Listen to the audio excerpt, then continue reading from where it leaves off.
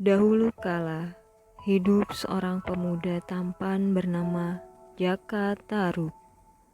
Pada suatu hari, dia pergi berburu ke hutan. Setelah lama mencari, tidak ada satupun binatang yang dijumpainya. Tiba-tiba, dia mendengar suara derai tawa perempuan yang bersuka cita. Dia yakin bahwa suara itu berasal dari telaga, dan dia pun menuju ke arah sumber suara itu berasal. Dari balik pohon, Jaka Tarub melihat ada 7 orang gadis cantik yang sedang bermain air. Dia terpesona dengan kecantikan mereka.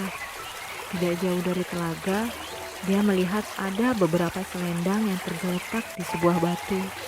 Tanpa pikir panjang lagi, dia mengambil salah satu selendang itu dan disembunyikannya.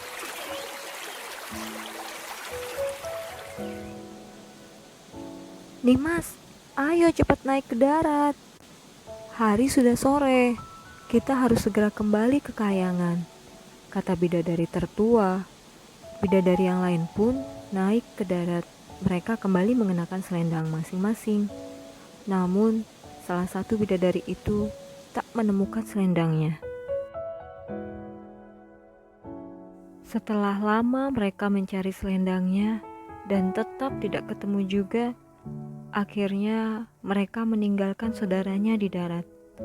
Dan 6 bidadari lainnya terbang kembali ke kayangan.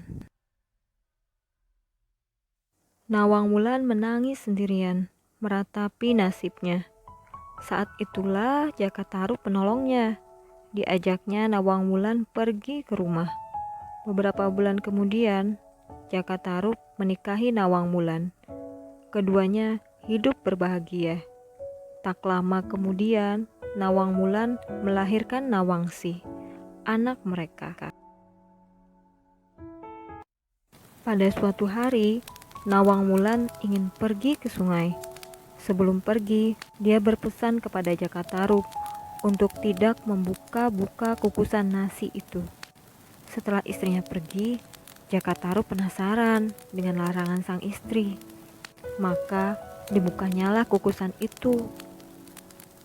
Setangkal padi tampak berada di dalam kukusan. Dia baru mengetahui bahwa istrinya bisa memasak setangkai padi menjadi nasi 1 kukusan penuh. Saat Nawang Wulan pulang, ia membuka tutup kukusan. Setangkai padi masih tergolek di dalamnya. Tahulah ia bahwa suaminya telah membuka kukusan hingga hilangnya kesaktiannya. Sejak saat itu, Nawang Wulan harus menumbuk dan menampi beras untuk dimasak, seperti wanita umumnya. Karena tumpukan padinya terus berkurang, suatu waktu Nawang Wulan menemukan selendang bidadarinya terselip di antara tumpukan padi. Tahulah ia bahwa suaminya lah yang menyembunyikan selendang itu. Dengan segera dipakainya selendang itu dan pergi menemui suaminya. "Kakang, aku harus kembali ke kayangan. Jagalah Nawangsi. Buatkan gubuk di sekitar rumah. Setiap malam letakkan Nawangsi di sana. Aku akan datang menyusulnya. Namun, Kakang janganlah mendekat," kata Nawang Wulan. Kemudian terbang menuju ke kayangan. Jaka Tarub menuruti pesan istrinya. Ia buat gubuk di dekat rumahnya.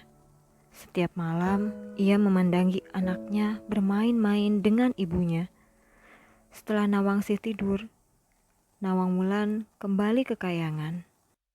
Demikian hal itu terjadi berulang-ulang hingga Nawangsi besar.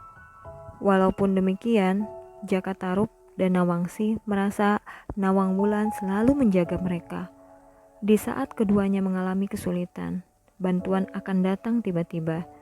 Konon, itu adalah bantuan dari Nawang Wulan.